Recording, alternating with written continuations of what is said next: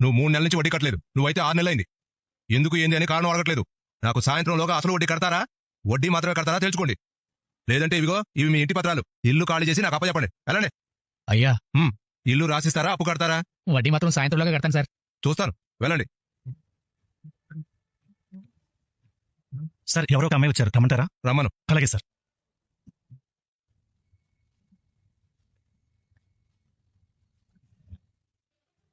నమస్కారం సార్. నమస్కారం. బ్యాంక్ నుంచి ఫోన్ వచ్చింది, కూర్చోండి. పర్వాలేదు సార్. కూర్చున్నందుకు వడ్డీ వేయను, మీరు తీసుకున్న డబ్బుకే వడ్డీ వేస్తాను. కూర్చోండి. కూర్చోరా. చెప్పమ్మా. నా దగ్గర తాకట్టు పెట్టడానికి ఎలాంటి ఆస్తి పత్రాలు లేవు. తీసుకున్న అప్పు తీరుస్తాను అన్న టైంకి మాత్రం ఖచ్చితంగా తిరిగిస్తాను. ఎలా ఇస్తావు? నేను నష్టం లేని వ్యాపారంలో పెట్టుబడి పెడుతున్నాను. నా వృత్తి ఫంక్షన్లో డెకరేషన్ చేయడం. అది జూదం లాంటిదేమీ కాదు.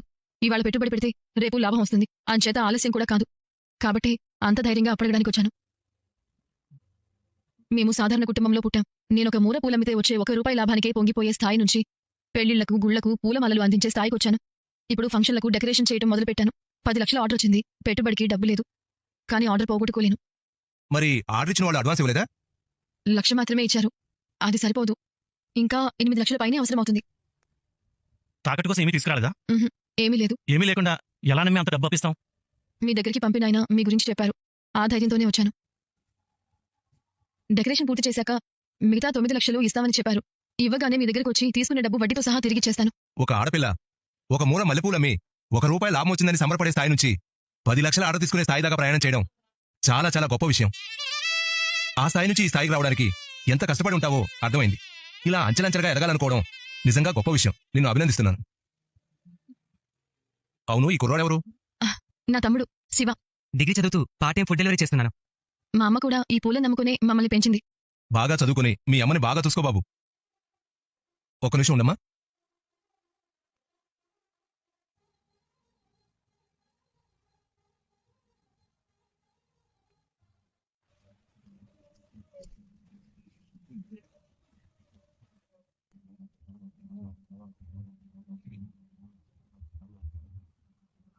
తీసుకోమ్మా. మొదటిసారి నన్ను వెతుకుంటూ వచ్చారు, కాదనలేకపోతున్నాను. కుటుంబం విలువ తెలిసిన వాళ్ళు ఎప్పుడూ తప్పు చేయరు.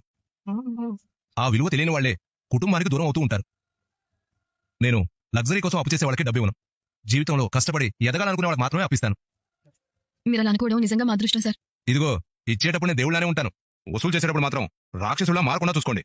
డెకరేషన్ పూర్తయి బిల్లు రాగానే తీసుకొచ్చిస్తాను సార్. సరే, సైన్ తీసుకో. Okay sir. మేడం, ఇక్కడ సైన్ చేయండి. సరే. Thank you madam. వస్తాం సార్. నమస్కారం సార్.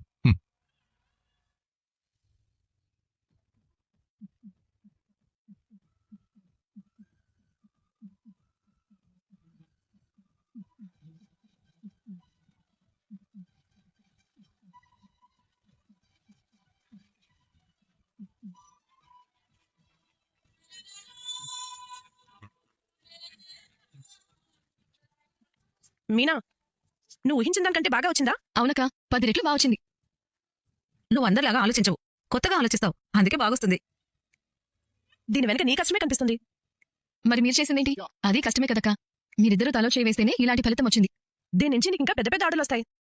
మొత్తానికి తొందరలోనే 10 లక్షలు ఆర్డర్ కొట్టేశావు. డబ్బుల కన్నా చేసే పని తృప్తినిస్తుంది. రండి, అందరం కలిసి సెల్ఫీ తీసుకుందాం. ఇలా రండి, కొంచెం ముందుకు రండి, ఇలా నుంచోండి. స్మైల్. కొంచెం ఎడంగా ఉండండి.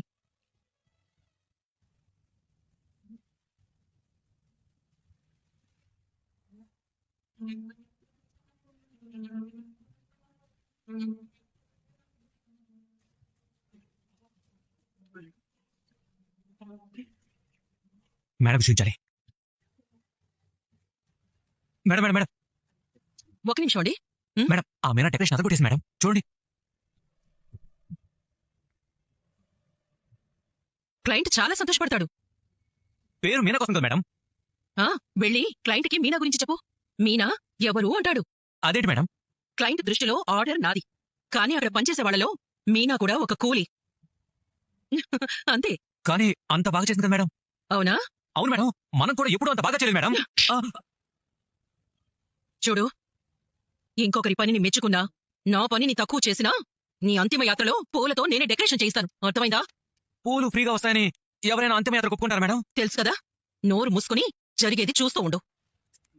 ఆ మీనా ఈ బిజినెస్ నా వల్ల కాదు అని పారిపోయే పరిస్థితికి తీసుకురాబోతున్నాను. ఏం ప్లాన్ చేశారు మేడం? జరిగేటప్పుడు నీకే తెలుస్తుంది. చూస్తూ ఉండు.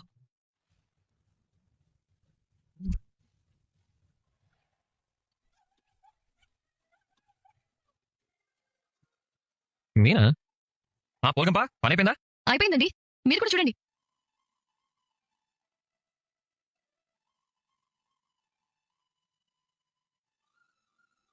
బాగుంది మీనా. ఆడు చూపి, ఆడు చూపి. ఏమండి, ఫోటోలు కూడా పంపాను, చూసి ఎలా ఉన్నాయో చెప్పండి. చాలా బాగా చేసావు మీనా. ఇంత ముందు కంటే ఇది ఇంకా బాగుంది. ప్రతి డిజైన్ లో కొత్తదనం కనిపిస్తుంది. నిన్ను చూస్తే నాకు చాలా గర్వంగా ఉంది. ఈ డెకరేషన్ చూసి అమ్మాయి తరపు వాళ్ళు చాలా సంతోషపడ్డారు.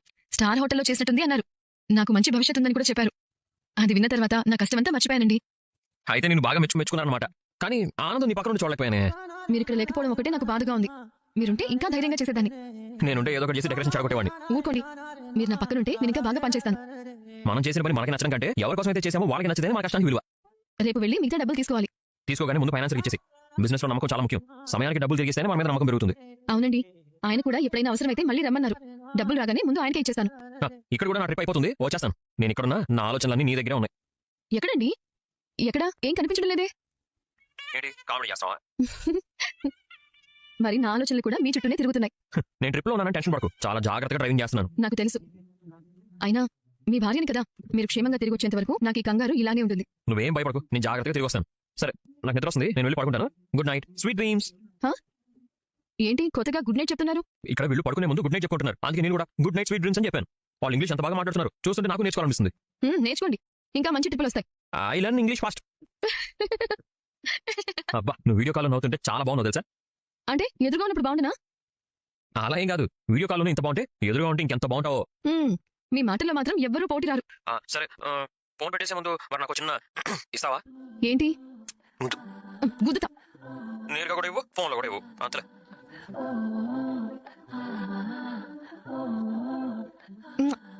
అమ్మయ్య, ఈ రోజుకి ఇది చాలు. ఇంకా ఎన్ని దోమలు కుట్టినా ప్రశాంతంగా నిద్రపోతాను. సరే సరే, నువ్వు జాగ్రత్తగా వెళ్ళు. అలాగేనండి, రేపు పొద్దున నేను మళ్ళీ రావాలి. ఇక వెళ్తాను. సరే, good night, sweet dreams. Good night.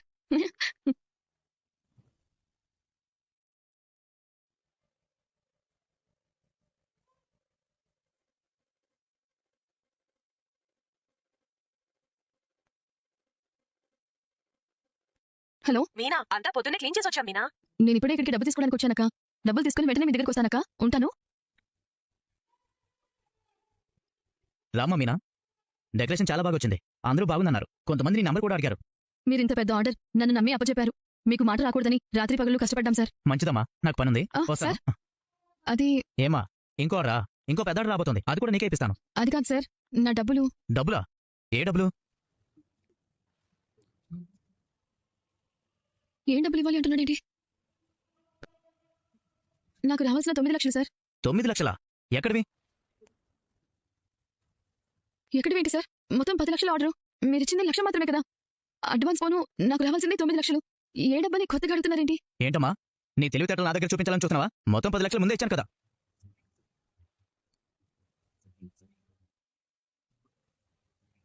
ఇది అడ్వాన్స్ 1 లక్ష. అడ్వాన్స్ 1 లక్ష అంటున్నారు. పెట్టుబడి కోసం ఇంకో 4 లక్షలైనా ఇవ్వండి సార్. నాకే 20-30 లక్షలు అవుతుంది. ఇప్పుడు 1 లక్ష ఇవ్వగలను. ఎప్పుడు ఇచ్చారు? ఏం మాట్లాడుతున్నారు? 1 లక్షకు 10 లక్షలకు రూపాయికి 10 రూపాయలకి తేడా ఉందనుకుంటున్నారా? 9 లక్షలు నాకు రావాలి. ఎక్కడ అడుగుతున్నారేంటి? మిమ్మల్ని నమ్మి నేను మధ్యలో కూడా అడగలేదు, కనీసం గుర్తు కూడా చేయలేదు. ఏంటి 9 లక్షలు నేను నీకు ఇవ్వాలా? నేను ఇన్ని ఈవెంట్స్ చేశాను, ఎక్కడ రూపాయి కూడా తేడా రాలేదు. కావాలంటే నీ అగ్రిమెంట్ చూసుకో.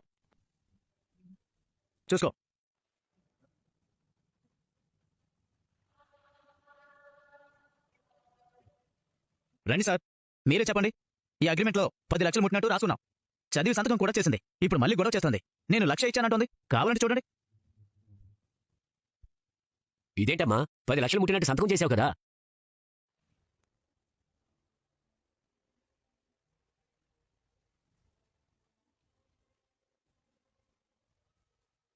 ఏంటి సార్ ఈ అన్యాయం?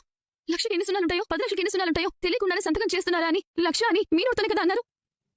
5 లక్షలైన అడ్వాన్స్ కావాలని నేను అన్నాను. పనయ్యకి మొత్తం ఇస్తానని మీరు అన్నారు. మిమ్మల్ని నమ్మి నా పెట్టుబడి మొత్తం వడ్డీకి తీసుకొచ్చి ఖర్చు పెట్టాను. నన్ను నమ్మి ఎంతమంది ఆడవాళ్ళు వచ్చి పని చేశారో చూసారా? మా అందరి కష్టం దోచుకుంటారా? ఏమాత్రం మనసాక్షి లేదా మీకు? ఏమా, అంత పెద్ద మనిషిని పట్టుకుని ఏం మాట్లాడుతున్నావు? అగ్రిమెంట్ లో 10 లక్షలు ఇచ్చినట్టుంది. కింద నీ సంతకం ఉంది. నువ్వు చదువుకోలేదా? ఎందుకైనా నన్ను తొందర పెట్టింది? మా వాళ్ళతో చదివించుకొని సంతకం చేస్తానంటే టైం లేదని నమ్మించి నన్ను ఇంత మోసం చేశారా? 1000-2000 కాదు, ఇన్ని లక్షలు నేను ఎక్కడి నుంచి తీసుకురావాలి? ఈ అప్పులు ఎలా కట్టాలి? నా వల్ల కాదు. ఇప్పటికైనా మించిపోయిందే లేదు. మా కష్టార్జితాన్ని దోచుకోవద్దు. న్యాయంగా నాకు రావాల్సిన డబ్బు నాకు ఇవ్వండి. ఏంటి ఆటలుగా ఉందా? నేను వద్దు నీకు బాకీ ఉన్నట్టు గొడవ చేస్తావేంటి? మీరు గొడవ చేయడం ఏంటి? మీరే అబద్ధం ఆడుతున్నారు, మోసం చేయాలని చూస్తున్నారు. నేను సంతకం పెట్టేటప్పుడు లేని సున్నా ఇప్పుడు ఎలా చేరింది? 1,10,00,000 ఎలా అయింది? పిచ్చి పిచ్చిగా ఉందా? నువ్వు ఇవాళ డెకరేషన్ మొదలు పెట్టావు. నేను ఎప్పటి నుంచి ఈ వృత్తిలో ఉన్నాను. నేను రూపాయి ఇచ్చేది లేదు. మర్యాదగా వెళ్ళిపోమా. ఆగండి. దయచేసి మోసం చేయాలని చూడకండి. నా డబ్బు నాకు ఇవ్వండి. ఇలాంటి మోసం మొదటిసారి చూస్తున్నాను. ఎలా మాట్లాడాలో కూడా తెలియడం లేదు. ఇంత పెద్ద ఆర్డర్ వచ్చిందని మురిసిపోయాను. నా బతికి చెప్పుకొని సంతోషపడ్డాను. నేను సంపాదించడం మొదలు పెట్టానని, ఈ వృత్తిలో నిలదొక్కుంటానని ఆశపడ్డాను. భవిష్యత్తులో నేను ఎదిగినా ఎదగకపోయినా నాకు బాధ ఉండదు. కానీ ఒక పెద్ద మనిషి నన్ను నమ్మి ఈ ఆర్డర్ కోసం అప్పించారు. నన్ను నమ్మి అంతమంది ఆడవాళ్ళు వచ్చి పని చేశారు. వాళ్ళందరి దగ్గర మాట పోతుంది. మీలాగా నేను అబద్ధం ఆడలేను, తప్పుకోవడానికి దబాయించలేను. ఇన్నాళ్ళు నేను నీతిగా నిజాయితీగా కష్టపడి బ్రతికాను. ఆ పేరు పోతుంది. పైగా అంత అప్పు తెచ్చాను. ఎలా కట్టగలను? నీ దిక్కున చోటు చెప్పుకోమా పో. ఏంటి వెళ్ళేది? నా డబ్బు నాకు ఇచ్చేదాకా కదిలేదే లేదు. న్యాయంగా నాకు రావాల్సిన డబ్బు నాకు వచ్చేదాకా ఇక్కడి నుంచి వెళ్ళను.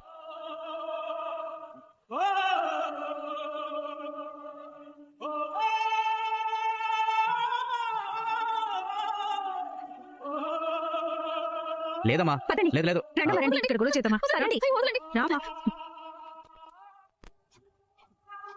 వదలండి. అయ్యో, వదలండి. వదలమంటుంది. వదలండి.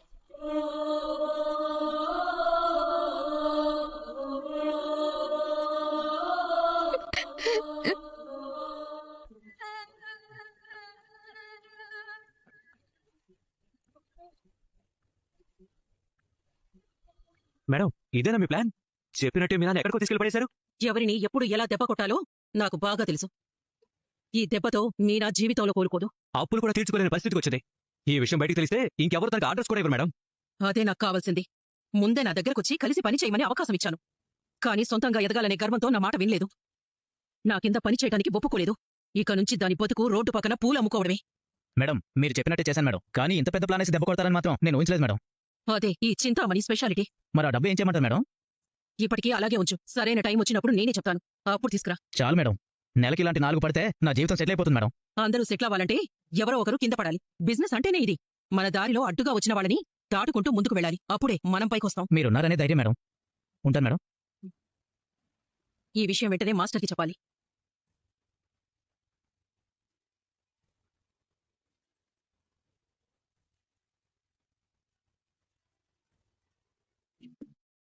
చెప్పు చింతామణి. మాస్టర్, మీకొక గుడ్ న్యూస్ చెప్పాలి.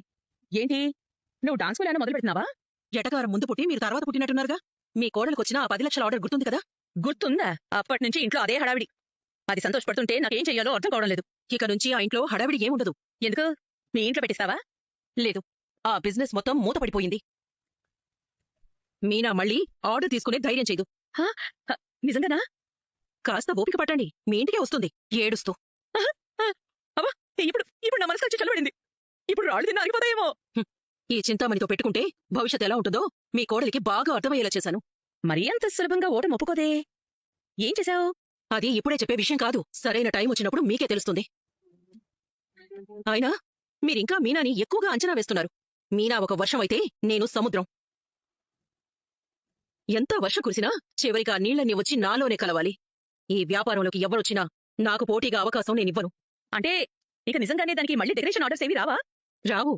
ఇక తను ఇంట్లోనే ఉంటుంది. మీరు చెప్పిందే వింటుంది. మీరు చెప్పిందే చేస్తుంది. అబ్బబ్బబ్బబ్బా, ఏదో పెద్ద ప్లాన్ వేసినట్టున్నావు కదా. ఏదైతే ఏంటి, అది నా ఇంట్లోనే ఉంటుంది కదా. అది చాలు నాకు. ఈ ఇంట్లో నా మాటకి విలువ లేకుండా చేసింది. ఇక దాని పని చెప్తాను. నీకెలా కృతజ్ఞతలు చెప్పాలో నాకు తెలియడం లేదు. అయ్యో, మీరు పెద్దవాళ్ళు, మీకోసం ఈ మాత్రం చేయలేనా నేను? అంతే అనుకో. ఈ రోజు ఏంటో అన్నీ మంచి జరుగుతున్నాయి నాకు. ఉదయం లేచినప్పుడు ఎవరి మొహం చూసానో ఏమో. ఇంకెవరి మొహం చూస్తుంటారు? మీ మొహమే మీరు చూసుకొని ఉంటారు. అవునవును, నాకంటే అదృష్టమైన మొహం ఇంకెవరికుంటుంది? మీనా, ఇక నుంచి నా వ్యాపారంలోకి నా దారిలోకి అడుగు పెట్టాలని ఆలోచించుకో. ఇది శాంపిల్ మాత్రమే. అబ్బబ్బబ్బబ్బా, ఇక పూలముకునే దాని పని అయిపోయినట్టే. ఇన్నాళ్ళు ఎంత పొగరుగా నా ముందు తిరిగింది. ఇప్పుడు ఆ పొగరంతా ఒక్కసారిగా నేల కొట్టేసినట్టయింది. ఈ వాత వింటుంటే ఒళ్ళంతా పులకించిపోతుంది. ఇంత సంతోషం ఎప్పుడొచ్చిందో కూడా గుర్తులేదు. ఈ రోజు నేను పండుగ చేసుకోవాలి.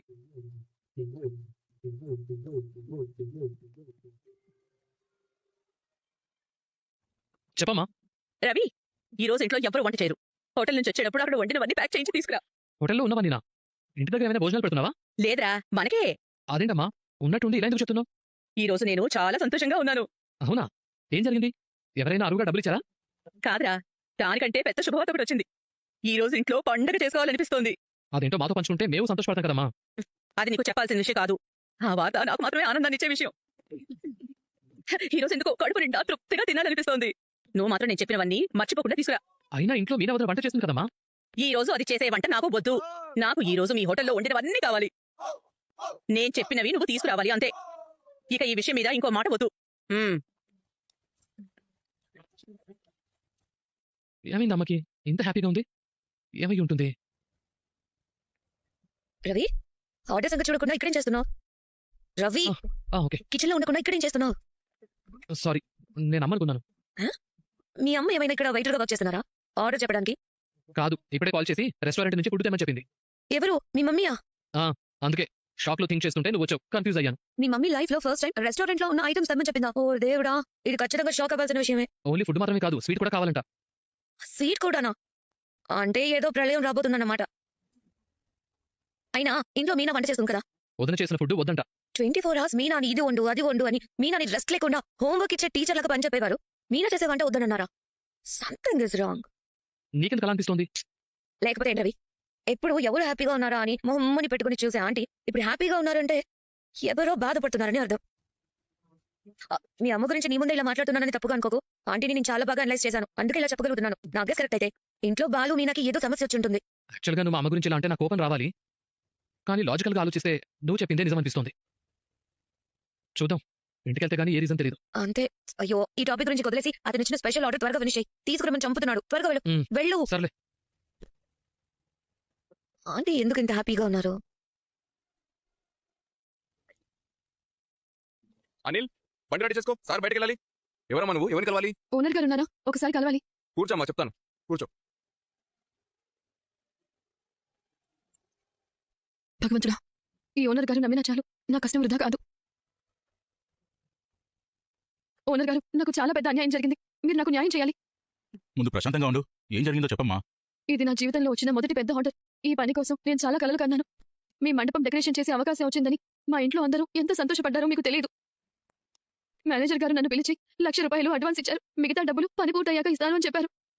నేను కూడా అదే నమ్మి అప్పు చేసి బయట తిరిగి మెటీరియల్ కోసం డబ్బులు ఏర్పాటు చేసుకున్నాను. కానీ మిగతా డబ్బుల కోసం వెళ్తే ఆయన మొత్తం డబ్బులు ముందే ఇచ్చేసామంటున్నారు. నేను మొత్తం డబ్బు తీసుకున్నానని అబద్ధం చెప్తున్నారు. నువ్వు చెప్పేది నిజమేనా? నిజమే ఓనర్ గారు, నేను ₹1,00,000 మాత్రమే తీసుకున్నాను. కానీ ఇప్పుడు నేను మొత్తం డబ్బులు తీసుకున్నట్టు అబద్ధం చెప్తున్నారు. నేను అలాంటి మనిషిని కాదు. నా కష్టాన్ని నమ్మి నేను ఈ పని తీసుకున్నాను. నా నిజాయితీనే నా పెట్టుబడి. ఓనర్ గారు, నాకు న్యాయం చేయండి. ఒకవైపు నువ్వు ఇలా చెప్తున్నావు, మరోవైపు మేనేజర్ ఇంకోలా చెప్తున్నాడు. ఇలా ఎలా జరిగింది? మేనేజర్ పిలువు. అలాగే సార్.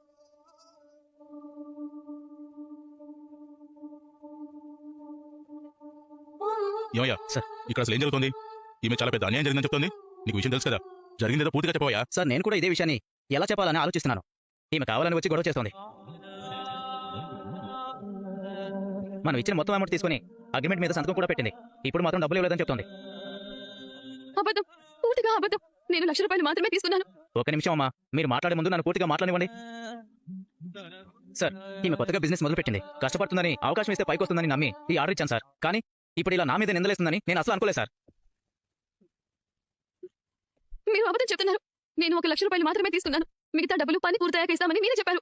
చూడండి సార్, ఇంకా నేను మాట్లాడమే పూర్తి కాలేదు, మధ్యలో నాకేస్తోంది. ఆపండి, ఒక్కొక్కరిగా మాట్లాడండి. గొడవ చేస్తే నిజం బయటికి రాదు. ఒక నిమిషం సార్.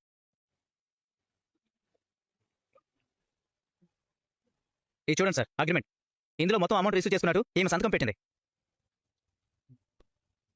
డబ్బులు లెక్క పెట్టి ఇచ్చిన తర్వాతే సంతకం తీసుకున్నాను. ఇప్పుడు డబ్బులు తీసుకోలేదని అంటోంది. కాదు ఓనర్ గారు, నేను ఆ పేపర్ మీద సంతకం పెట్టింది నిజమే. కానీ అప్పుడు ఇందులో అడ్వాన్స్ ₹1,00,000 మాత్రమే ఉంది. ఆ తర్వాత ఆ పేపర్ మార్చేశారు, నన్ను మోసం చేశారు. విన్నారా సార్? ఇప్పుడు పేపర్ కూడా మార్చేసామంటోంది.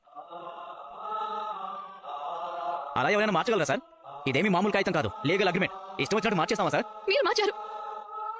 నేను వెళ్ళిపోయిన తర్వాత మార్చారు. సార్, ఇలా కథలు చెప్పడం చాలా ఈజీ. డబ్బులు తీసుకుని ఇప్పుడు ఇవ్వలేదని చెప్తే ఎవరు నమ్ముతారు సార్? అసలు నిజం చెప్పాలంటే ఆ డబ్బు ఇంటికి తీసుకెళ్ళాక ఏం చేసిందో ఎవరికి తెలుసు సార్? ఆమె భర్త తాగేశాడో, ఎక్కడైనా పోగొట్టుకుందో, లేదా ఇంకేదైనా అవసరాన్ని ఖర్చు చేశారో ఇప్పుడు వచ్చి మన మీద నెడుతున్నారు సార్. నా భర్త గురించి మర్యాద లేకుండా మాట్లాడకు ఆయన ఎవరో తెలుసా నీకు? పగలంతా కష్టపడి కారు నడిపి సంపాదించే మనిషి. ఆయన చెమట విలువ నీకు తెలుసా?